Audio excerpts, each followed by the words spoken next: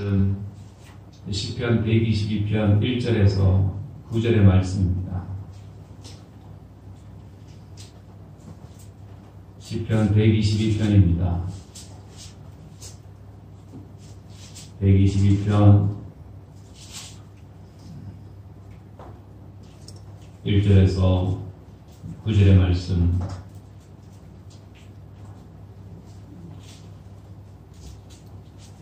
다윗의 시, 성전에 올라가는 노래. 전에 수요일 한번 이 본문을 통해서 말씀드렸는데, 성전에 올라가면서 부르는 시입니다. 노래입니다. 사람이 내게 말하기를 여호와의 집에 올라가자 할 때에 내가 기뻐하였도다. 예루살렘아, 우리 발이 내 성문 안에 섰도다. 예루살렘아, 너는 잘 짜여진 성읍과 같이 건설되었도다.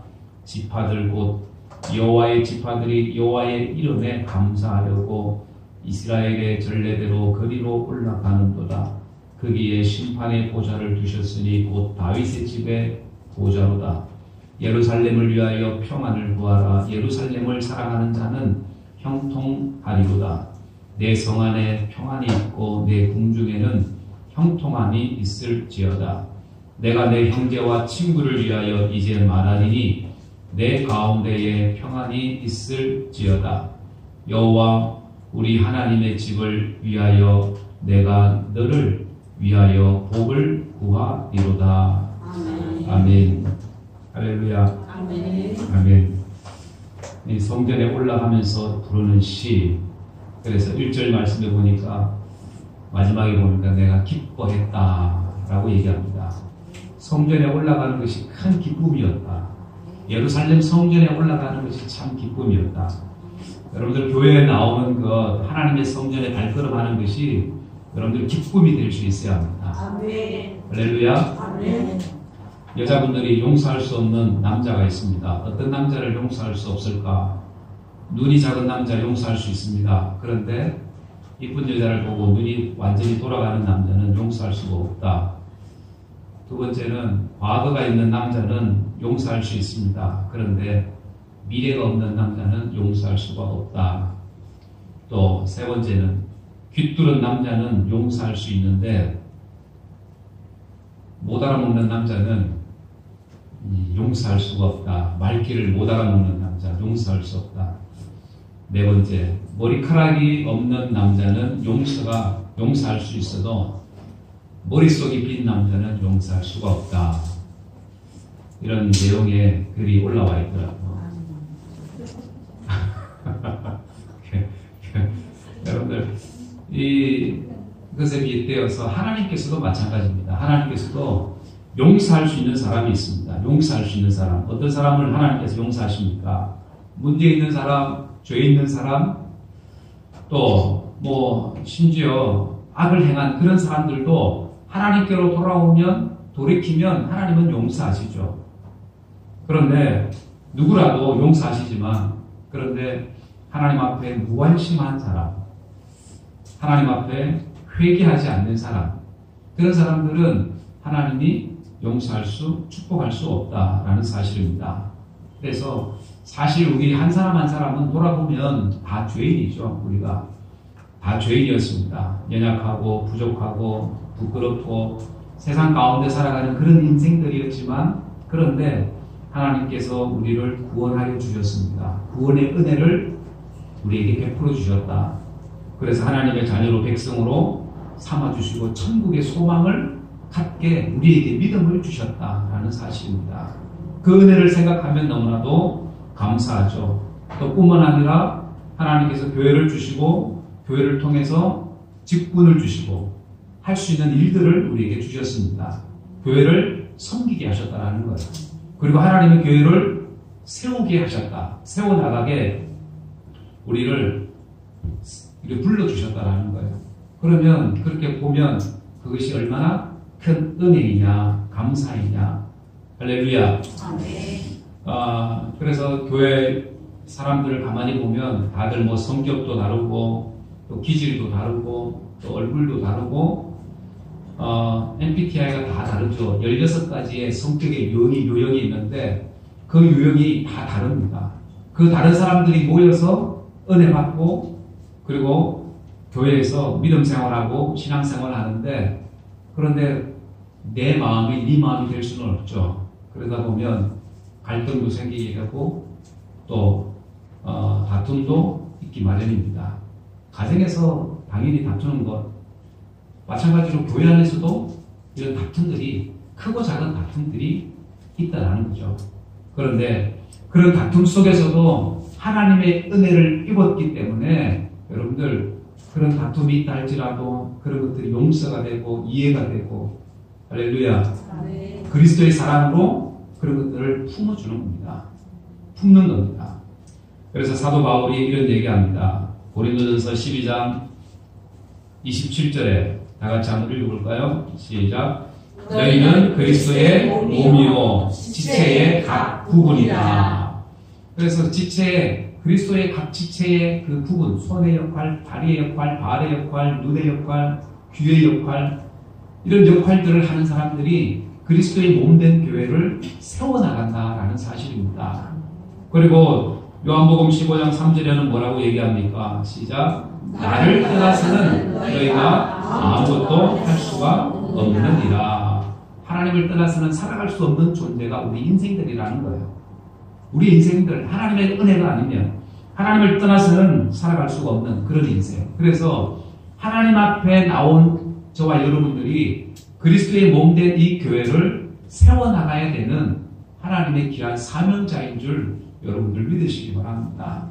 그래서 내가 교회 와서 그냥 잠시 있다가 시간 되면 가는 곳이 아니라 하나님의 교회를, 그리스도의 몸된 교회, 그리고 내가 지체로서 하나님의 교회를 세워나가야 할 책임이 있다는 거예요.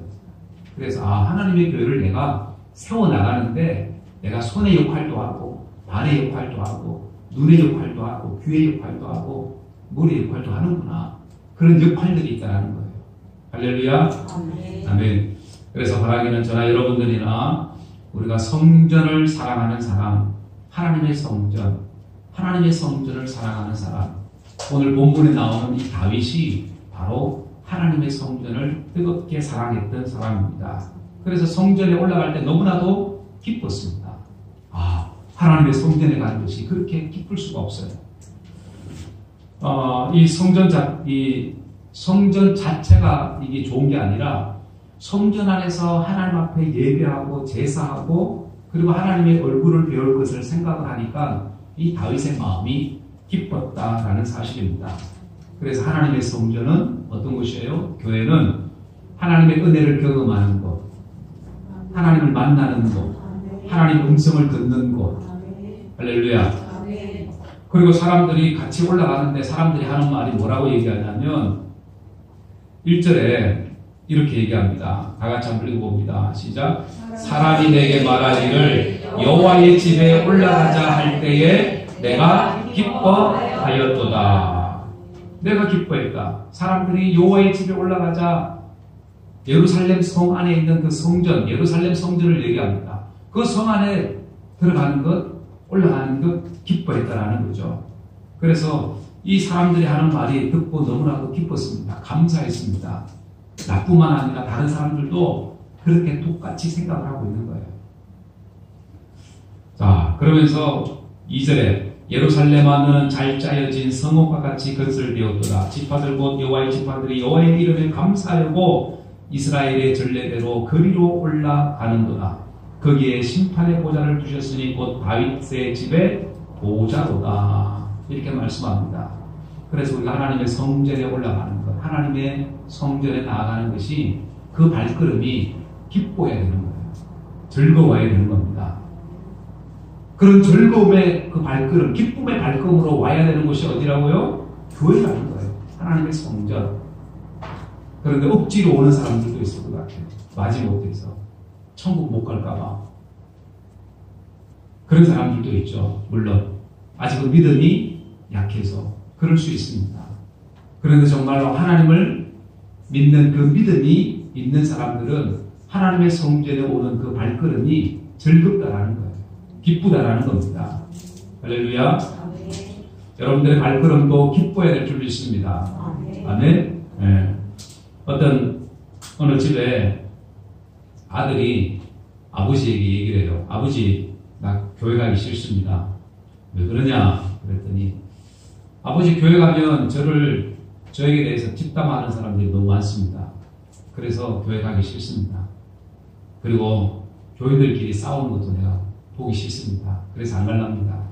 그래, 아버지가 얘기합니다. 아들아, 그래도 교회는 가야지. 그래요. 아버지, 오늘 하루만 제가 쉬겠습니다. 그랬더니 아버지가 얘기합니다. 뭐라고 얘기했을까요?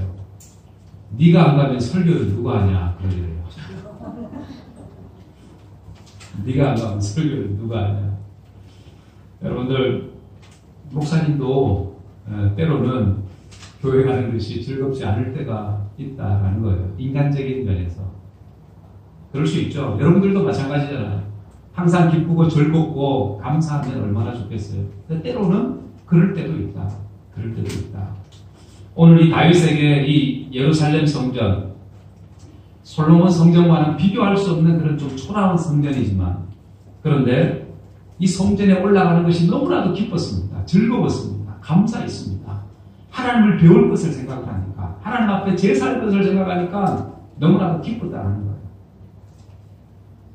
그래서 그곳에 가면 여호와의 법궤가 있고 또 하나님 앞에 제사하는 사람들과 함께 제사하는 것이 얼마나 귀한지를 다윗이 알았습니다. 그래서 6절에 다 같이 한번 읽어봅니다. 6절 시작. 예루살렘을 위하여 평안을 구하라. 예루살렘을 사랑하는 자는 형통하리로다. 아멘. 예루살렘을 사랑하는 자는 형통하리로다. 7절 시작. 내 성 안에는 평안이 있고 내 궁중에는 형통함이 있을지어다. 내 성 안에는 평안이 있다. 그 안에 평안이 있다. 형통함이 있다. 그리고 8절에 내가 내 형제와 친구들을 위하여 이제 말하니 내 가운데 평안이 있을지어다. 아멘. 할렐루야. 그리고 9절 다 같이 읽어봅니다. 여호와 우리 하나님의 집을 위하여 내가 너를 위하여 복을 구하리로다. 아멘. 그래서 하나님의 성전에 있는 것, 가는 것, 거기서 하나님을 예배하는 것이 얼마나 즐거운지, 기쁨이 있는지, 그 기쁨이 오늘 우리에게도 동일하게 주어지기를 주의 이름으로 축원합니다.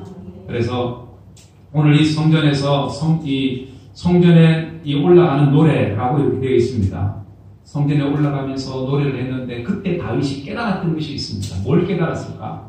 첫째는 다윗은 이 성전을 통해서, 교회를 통해서 하나님이 축복하신다라는 사실, 하나님께서 은혜 주신다라는 사실을 알았습니다. 그래서 하나님은 하나님의 성전을 통해서, 교회를 통해서 일하신다라는 거죠. 하나님의 일을 이루어 나가신다. 그래서 교회 안에는, 교회 세상의 중심에는 뭐가 있어요? 교회가 있습니다. 교회. 하나님의 교회. 그래서 이 교회를 사랑하는 사람, 하나님의 성전을 사랑하는 사람은 복이 있다라고 말씀합니다. 그래서 하나님의 사람들에게 하나님께서 우리에게 어떤 사명을 주셨죠. 직분들을 주셨죠. 직분들, 크고 작은 직분들을 주셨습니다. 그 직분들을 가지고 내가 하나님의 교회를 세워나갈 때 하나님은 기뻐하시고, 그리고 하나님께서 우리에게 복을 주신다, 축복하신다라는 얘기입니다. 이렇게 하나님의 복을 받아 누릴 수 있는 저와 여러분들 되기를 주의 이름으로 축원합니다. 알튼 링크라고 하는 이 미국의 유명한 사람이 있는데, 이 사람이 얼마나 똑똑한지 박사 학위를 10개나 받을 정도로 똑똑하고 유명한 사람이었습니다. 미국의 34대 왕이 아니라 대통령이었던 아이젠하워, 그 정부의 고문으로 있었던 그런 사람입니다. 그리고 1955년 미국의 디즈니 월드를 개장할 때에 거기에 제작하는 일에, 설계하는 일에 참여했던 사람. 그러니까 미국에서 참 유명한 사람이었죠. 그러면서 TV에 알려지게 되고, 그러면서 유명세를 타게 됩니다. 유명세를 타게 되니까 많은 사람들이, 많은 업체에서 강연을 해달라고 이 콜을 이렇게 보내옵니다. 그렇게 해서 이제 바쁘게 되죠. 바쁘게 되면서 그가 믿음에서 떠나게 되는데, 세상적으로 보면 잘 나가는 사람이었습니다. 세상적으로 보면. 그런데 믿음은 잠시 접어둔 그런 상태였습니다. 그렇게 바쁜 세월을 보내고 있던 그 어느 날 자기의 사랑하는 15살 먹은 이 딸이 있었습니다. 이 딸이 가출을 하게 되는데 이 딸이 아버지에게 마지막 편지를 남겨놓았습니다. 그 편지에다가 이렇게 적었어요. 아버지, 아빠 걱정하지 마세요. 저도 제 인생을 한번 마음대로 살고 싶어요. 아버지처럼, 아빠처럼. 그리고 나서 이 딸이 며칠 후에 병원에서 연락이 왔습니다. 자살하게 된 거죠. 그리고 이 병원에 가서 자신의 이 딸을 끌어안고 통곡을 합니다. 그 딸의 죽음이 자기 때문이라고 생각을 했기 때문입니다.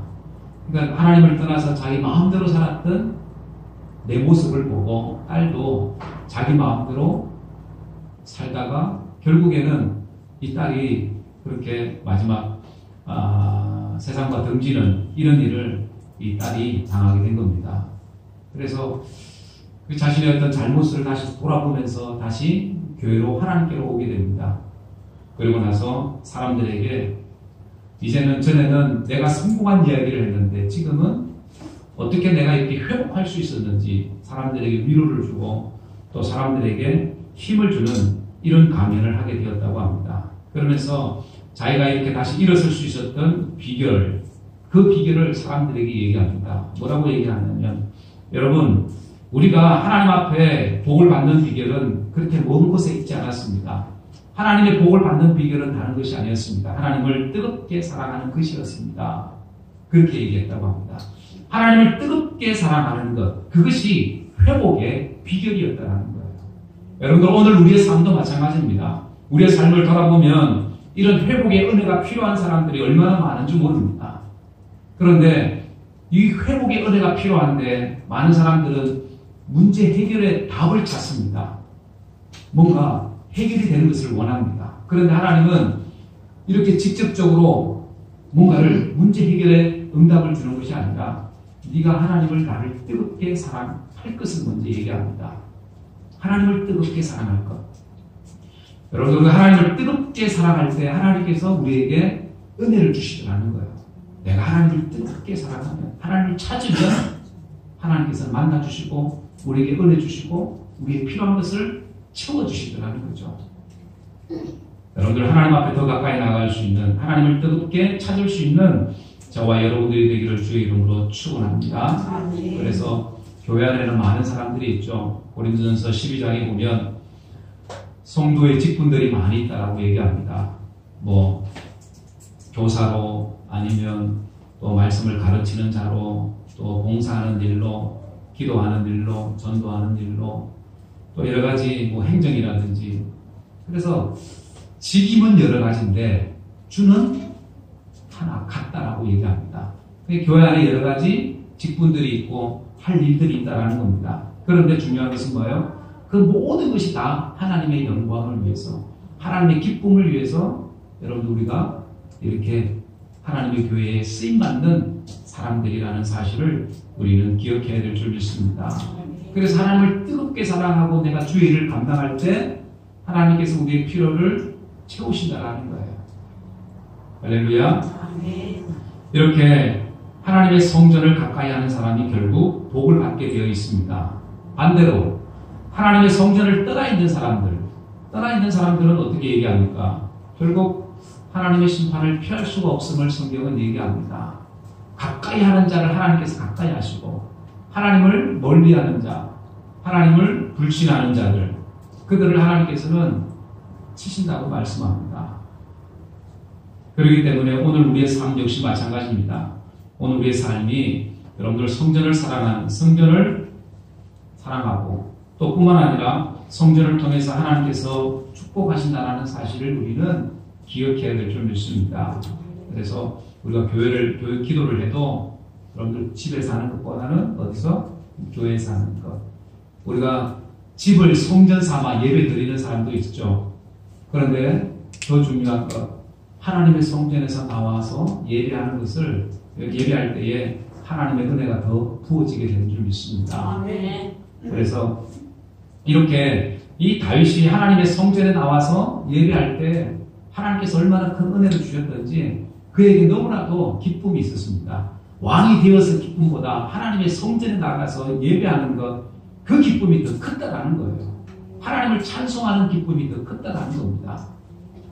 이런 기쁨이 오늘 저와 여러분들 가운데 있기를 주의 이름으로 축원합니다. 아멘. 그리고 또 두 번째는 이 다윗이 이 성전에 올라갈 때에 어떤 세상의 어떤 것보다 제사하는 것, 이 하나님 앞에 예배하는 것, 그 예배의 중요성을 알았습니다. 야, 그렇구나. 하나님을 예배할 때에 하나님께서는 응답하시는구나. 은혜를 주시는구나. 하나님께서 역사하시는구나. 깨달았다라는 거예요. 그래서 교회의 생명은 어찌 보면 예배에 있습니다. 예배에 있고 신앙의 생활도 마찬가지입니다. 예배가 무너지면 모든 것이 다 무너지는 것이나 마찬가지입니다. 그래서 예배할 때 우리의 마음을 들이고 몸과 마음과 정성을 다 쏟아들이는 예배가 되어야 된다라는 사실입니다. 그래서 요한복음 11장에 보면 마리아와 마르다 이야기가 나오죠.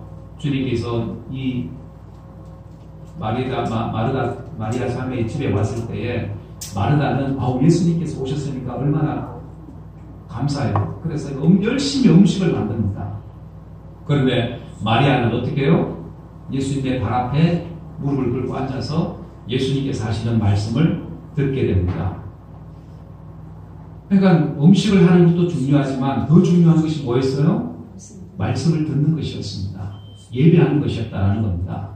그러니까 예수님께서 마리아에게 뭐라고 얘기해요? 마리아가 저가 더 나은 편을 택했다. 더 좋은 편을 택했다라고 이렇게 말씀합니다. 모양도 중요하고 형식도 중요하지만 더 중요한 것이 뭐예요? 내용이라는 거죠. 내용이라는 것. 바라기는 저나 여러분들이나 우리 교회가 하나님께서 원하시는 그러한 기쁨의 교회가 되기를 원한다면 여러분들 마리아와 같이 하나님 앞에 먼저 예배할 수 있는 예배의 중요성을 여길 수 있는 오늘 우리의 모습이 되어야 될 줄 믿습니다. 그래서 이렇게 교회가 열심을 하려고 하고 뭔가 성장하려고 하고 부흥하려고 하면 꼭 이 사단마귀가 역사를 하게 되죠. 그래서 할 수 있으면 이 사단마귀는 교회를 나누게 만들고 또 뿐만 아니라 바쁘게 만들어서 어떻게 바빠요? 교회 일로 바쁜 것이 아니라 세상 일로 바쁘게 만들어서 교회 가지 못하게 만들고 또 뿐만 아니라 주일날도 일 있게 만들고 아프게 만들고 예배 시간에 집중하지 못하게 만들고 막 전화기 카톡 소리 나게 카톡 오게 만들고 또 전화 불러가지고 예배 시간에 막 사람 불러내게 만들고 하는 그냥 아주 사소한 것들이지만 이런 것들 이런 여러 가지로 하나님을 예배할 수 없도록 만든다는 거예요. 분주하게 만들고 세상적으로 바쁘게 만들고 예배할 수 없도록 만든다는 거예요. 바라기는 저나 여러분들 오늘 우리의 삶 가운데 이 예배의 중요성 하나님을 예배하는 것 하나님의 성전에 나아가는 것 이것이 얼마나 중요하다는 것을 우리는 기억해야 합니다. 그래서 그 속에 그 예배 가운데 문제 해결이 있고 그 예배 속에 하나님의 복이 담겨있다 숨겨져 있다는 것을 저와 여러분들이 기억할 수 있길 바랍니다. 그래서 우리는 예배의 성공자가 되어야 되는 거죠. 예배의 성공자. 비록 짧은 예배일지라도 그 예배의 그 성공자가 결국 하늘의 하나님의 은혜를 입는 자가 되어집니다. 예배의 성공자가 결국 이 땅의 성공자가 되어집니다. 할렐루야. 예배의 성공자가 돼요. 예배의 성공자가 됩시다. 시작. 예배의 성공자가 됩시다. 그래서 다윗은 예배하는 일에 최선을 다했습니다. 그리고 또 세 번째는 이 다윗이 그래서 예배하는 것, 하나님을 제사하는 것, 예배하는 일에 최선을 다했다는 거죠. 하나님만을 바라보는 신앙이었습니다. 왕이 되었으니 이제 나라 정치를 해야 되잖아요. 정치를 해도 너무나도 바쁠 텐데 그런데 하나님 앞에 예배하는데 최선을 다했다라는 겁니다. 그러니까 예배는 바꿔 얘기하면 내 삶의 모든 것을 드리는 시간이나 마찬가지입니다. 내 삶의 모든 것을 드리는. 그래서 구약의 제사를 여러분들 우리가 보면 하나님 앞에 제사할 때 빈손으로 가지 않죠.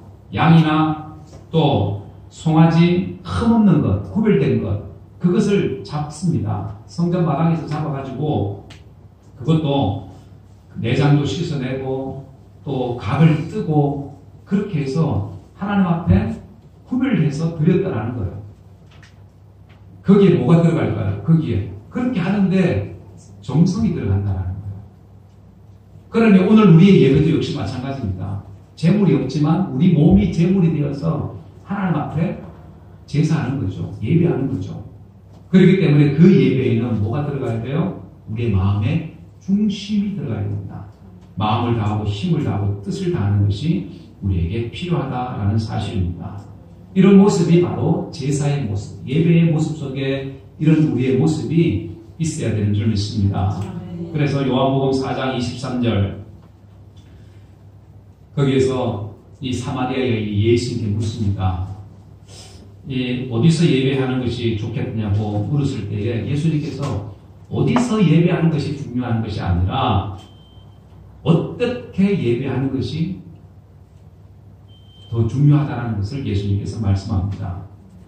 그러면서 23절 다 같이 한번 요한복음 4장 23절 다 같이 한번 읽어봅니다. 시작. 아버지께 참되게 예배하는 자들은 영과 진리로 예배할 고난이 곧 이때라 아버지께서는 자기에게 이렇게 예배하는 자들을 찾으시느니라. 하나님은 영이시니 예배하는 자가 영과 진리로 예배할지니라. 아멘. 어떻게 예배하는 것이 중요하냐라고 할 때 어떻게 해요? 영과 진리로 예배하는 자를 하나님이 찾으신다. 영과 진리로, 신령과 진정으로 예배 드리는 자를 하나님이 찾으시고 그 예배를 받으신다라는 사실입니다. 그래서 신령과 진정으로 예배할 수 있는 여러분들 우리의 예배가 되기를 원합니다. 그리고 신명기 6장 4절에도 마찬가지입니다. 다 같이 한번 읽어봅니다. 시작. 너는 마음을 다하고 뜻을 다하고 힘을 다하여 너의 하나님을 사랑하라. 마음을 다하고 뜻을 다하고 힘을 다해서 내 하나님을 사랑해라. 하나님을 그 뜻을 마음과 힘과 뜻을 다해서 사랑하는 것, 그 마음 가지고 예배하는 것, 여러분들 그것이 하나님을 사랑하는 거잖아요. 그런 마음 가지고 예배 나왔을 때 그것이 하나님을 사랑하는 것이다 라는 것입니다. 이러한 모습이 저와 여러분들의 모습 되기를 원합니다. 그래서 다윗은 항상 어려움이 와도 위기가 와도 시험이 와도 죽음 앞에서도 누구를 바라봐요? 하나님만을 바라보게 됩니다. 오늘 우리 사람들도 마찬가지고 우리 백성들도 마찬가지고 성도들도 마찬가지입니다. 어려움이 오고 위기가 오고 시험이 오고 낙심이 되고 절망이 되는 상황 속에서 내가 주께 소망이 있습니다. 지난주에 설교 때처럼 내가 주만 바라봅니다. 내가 소망이 주께 있습니다. 이런 마음으로 이런 믿음으로 내가 하나님을 바라볼 수 있어야 합니다. 그 믿음이 진짜 믿음이요. 참 믿음입니다. 그 믿음 가지고 갈 때 내가 흔들리지 않습니다. 시험이 와도 여러 가지 많은 어려움이 와도 넘어지지 않습니다. 넘어질 뻔할 수 있어요. 그러나 다시 일어납니다. 왜요? 내가 주만 바라보기 때문에 그렇습니다. 하나님이 나의 힘이 되기 때문에 그렇습니다. 하나님이 나의 소망이 되기 때문에 그렇습니다. 그 믿음을 가지고 내가 살아가면 내가 어디를 가든지 무엇을 하든지 하나님께서 여러분들과 함께하는 줄 믿습니다. 그래서 6절 말씀에 얘기하죠. 예루살렘을 사랑하는 자들은 뭐가 있다고 말씀합니까? 형통하리로다. 예루살렘을 사랑하는 자가 형통하다고 얘기합니다. 어떤 사람이 형통합니까? 예루살렘을 사랑하는 자, 하나님의 성전이 있는 그곳, 하나님께서 역사하시는 곳, 하나님께서 머무시는 곳, 하나님의 은혜를 경험하는 그곳을 사랑하는 자가 복이 있다. 형통하다라는 것. 오늘 저와 여러분들의 삶 역시 마찬가지입니다. 그곳이 바로 하나님을 만나는 장소가 되고 하나님의 은혜를 경험하는 장소가 되고 하나님의 기적을, 하나님의 음성을 듣는 자리가 되어야 됩니다. 그곳에서 하나님의 은혜를 경험하고 하나님의 형통을 경험할 수 있는, 그래서 오늘 우리의 신앙의 중심이 다른 곳에 있는 것이 아니라 하나님의 성전에 있는 것, 하나님 성전에 있는 우리의 중심의 신앙, 그 신앙으로 우리가 이 땅을 살아갈 때에 여러분들의 많은 어려움 속에서도 능히 그 모든 어려움을 이기고 형통한 여러분들의 삶, 우리의 인생을 우리가 살게 되는 줄 믿습니다. 이런 은혜가 오늘 저와 여러분들의 삶 가운데, 우리 교회 가운데, 또 여러분들의 가정 가운데 충만하여지기를 주 예수의 이름으로 간절히 축원합니다. 기도하겠습니다. 이 시간 말씀을 생각하면서